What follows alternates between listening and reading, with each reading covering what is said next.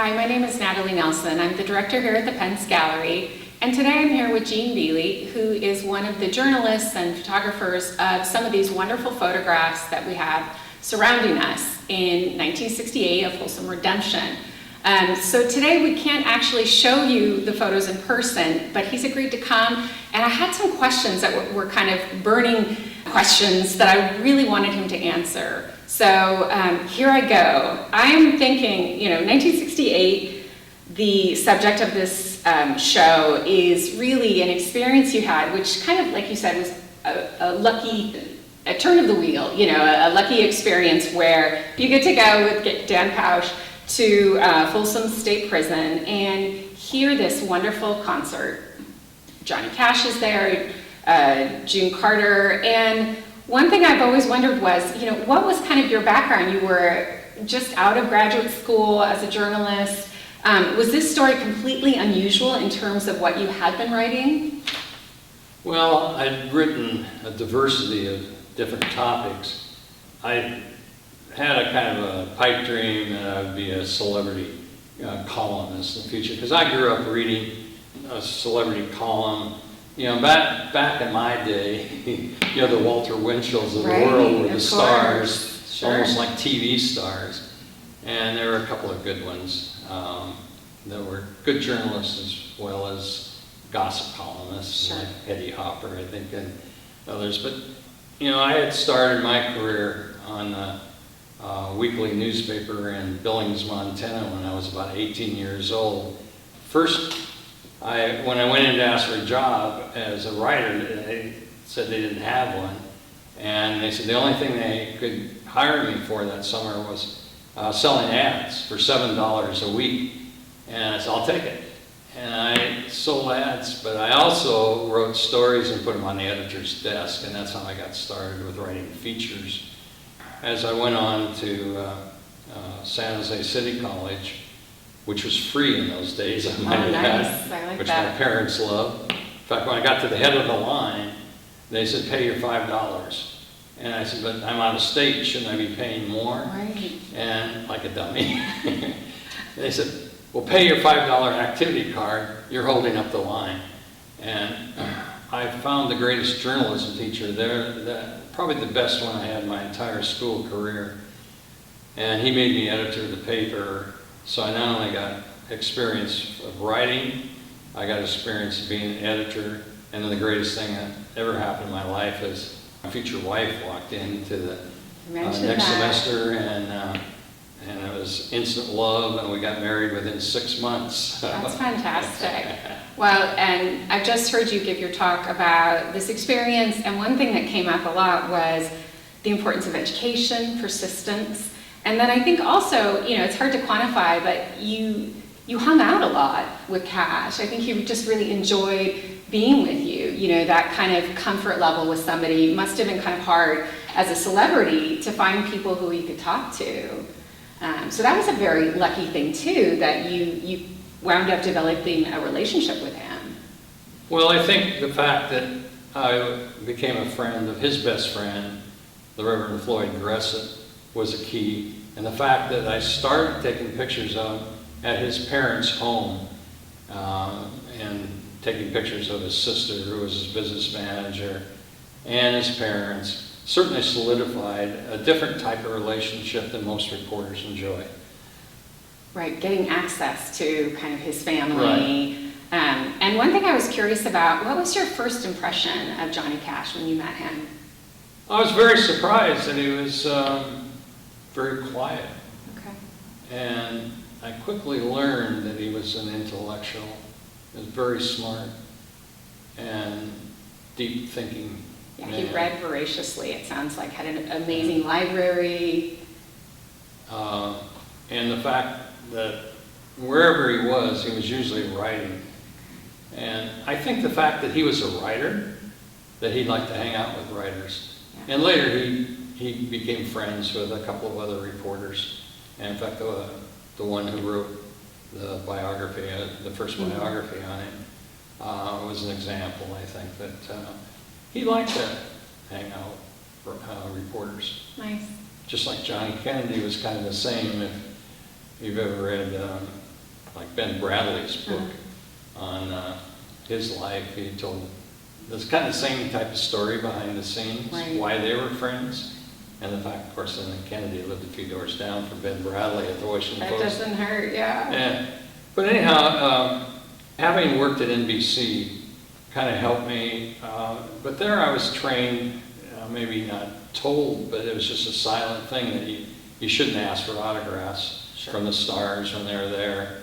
And we got to hang out in the booths, like when the Bob Hope show was on. I could be in, and they encouraged us to hang out in the booths. So I think I had a second nature of just becoming friends with some of them, rather than a browbeating reporter firing questions.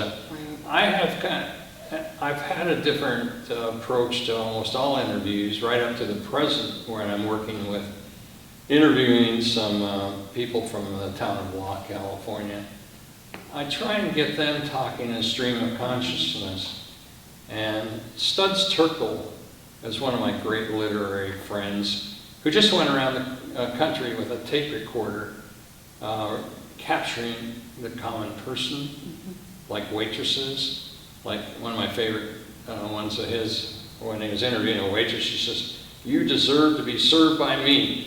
And I like that. yeah, in fact, our own daughter was a server, as they call them today. Sure. She was a server at Murray Callender's for 22 years before it closed in Morgan Hill, California.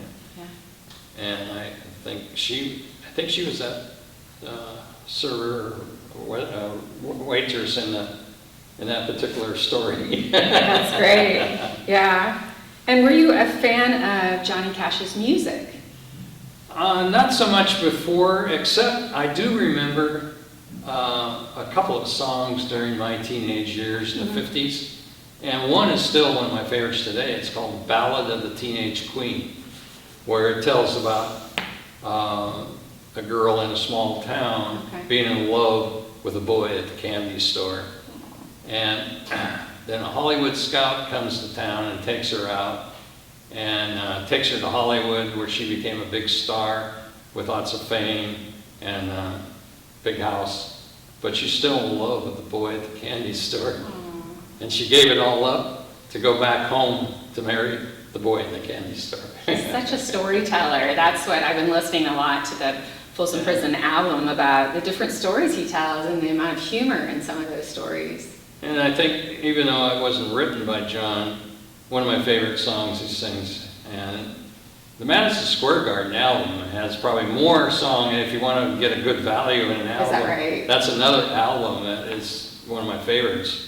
When the one where he introduces the song by mentioning this friend had audacious comments, that song is about getting all the leaders of the world in one room and having them sign a document where there will be no more war. My other question was about the article itself. You said that you both had a hard time getting that article published, which is hard to believe, but it finally gets published in the Ventura County Star-Free Press, and I was just curious, what kind of reaction were people of Ventura saying to it? That's a good question. Nobody's ever asked me that Okay. before. And I don't remember any great response. Okay. I mean, I certainly didn't get any fan letters or anything. Sure. And I wish I could remember the name of the editor, the Louisville, Kentucky Press Sunday Magazine section, who Published it, okay. had the guts to publish it, because you got to realize that, I was going against the current. I was swimming up against the current then, and so was every other editor. They were risking their career Absolutely. to publish that, because to them, cash was still on the skids, and just because some 28-year-old reporter in Ventura was telling him, "Hey, this is the greatest thing," they weren't listening. Well, the other aspect of your story, it being in a prison, that also must have been controversial, because as far as I know, this is kind of the first recorded prison concert that becomes an album. Certainly he had done other concerts, but they hadn't been recorded. So I was just curious about the prison itself. Did you feel comfortable there? Was that just a strange experience working there? I'd say A and B. Okay. I I didn't feel comfortable. Sure. And it was a strange experience Sure. working there. Like you said, when the doors closed, you were like a little nervous. Right. And, you know, I don't think I was trusting of the prisoners. Right. You just I never mean, know. you're sitting amongst all of those prisoners that are in there for life and murder, and I mean, it was strange. I can imagine. And you're kind of glad to get out. To get out. Yeah, absolutely. Yeah, I'm sure. And you talked also about just the quality of the sound was so amazing there. And once it starts, hearing that kind of reverberation of the applause and things like that, that must have been an amazing experience, just soaking all of that in. Yeah, I'd certainly never been to any other concert with those kind of sounds bouncing off the granite walls. And where so many stars of my 50s generation were all there in the same room. Right. I mean, the Stattlers, I think, are maybe one of the most underrated groups today. They had so much talent. And where they told stories in their songs and captured the 50s especially, it was a real treat for me. Yeah. What about once the album is published? You know, it's a really challenging time. I think it's published a couple days after Robert Kennedy is assassinated. And I think, you know, the public response to it is surprisingly warm. Everybody is surprised by how there's very little criticism of it. Were you at all surprised by the uproar and the accommodation for the album? You know, I hate to disappoint you, but, you know, you just go back to work. I mean, I was working at the Star Free Press, and I had to get up at 7 in the morning to go check the police blotter. Okay. And, you know, we all have separate lives, and we have to earn a living. I was a young married with two children, two boys. Absolutely. Until Gressett invited me to go with them to one of the concerts that when they came back to California. I think they had gone to England. And I think they came back from England for a concert in Riverside or San Bernardino. I can't remember which was first. But then it became really fun. Because some of those, it was just me. It wasn't, Dan didn't come along. He was working. That's great. And so that's when I was able to capture some more of the pictures myself and just have experiences hanging out with them in the motel rooms. Right. And, you know, they're just like any other people. You know, I mean, when you shed the star element out of your eyes, you know, they're just people. And you talk a lot about June and her way of phrasing things and how fun she is and so positive. Was that kind of your first impression of her? Just that she's so lively and yes, is a very sweet person. And like you said, she was a natural kind of performer. Well, she was in the Carter family. She didn't think she was a good singer, and she became the comedic element for the group. Right. And she was a comedian. Yeah, at one point in the album, Johnny Cash says, "I like hearing you talk," and she goes, "I'm just talking with my mouth." And just her draw is really sweet. So, do you have any regrets about something you wish you'd done during that concert, or afterwards that you had asked, or? That's a good question. John gave me his notes for the songs, or what do they call it? Right, all the lyrics? Yeah, I mean just the names of the songs on a sheet. Oh, okay, yeah. And I must have thrown those away after I wrote the article. Think what that would be worth today. Imagine, in his handwriting, like you said, he was always writing. Johnny Cash Museum would love to have that. Yeah. The other thing I wish that, of course, I would have taken pictures at the rehearsal the night before. Right. You always have some regrets, no matter what. Sure. Hey, every baseball player wishes he could have hit a home run when he struck out. Absolutely. You know? But as I have always said or preached, that it takes many strikeouts before you hit a home run and get better at it. You know, as life progresses, you tend to use those past mistakes to improve your skills. Right. Well, and I love that this exhibit in some ways does have the message for a lot of people who are involved, that it's okay to make mistakes because that's where you learn, keep going. hopefully improve yourself, be kind to those around you. So I thought that was a really interesting part of the exhibit. I also thought this exhibit in some ways has had such a profound effect on your personal life that it must be so fascinating to kind of reflect back on that. Just like you said, this one weekend, you've interviewed all sorts of people, but like meeting him, that's really what people want to know about. Well, it's kind of interesting. My wife never liked for me to talk about it because it made it sound like I was a name dropper. Right. And she's the practical one in the family and the smarter one. But the first invitation was to go to Fayetteville, Arkansas. And that really, they treated me like a rock star there, and put me up in a nice hotel and had me speak at their town center. Oh, nice. And so the fee I got from that, with all expenses paid and everything. Sure.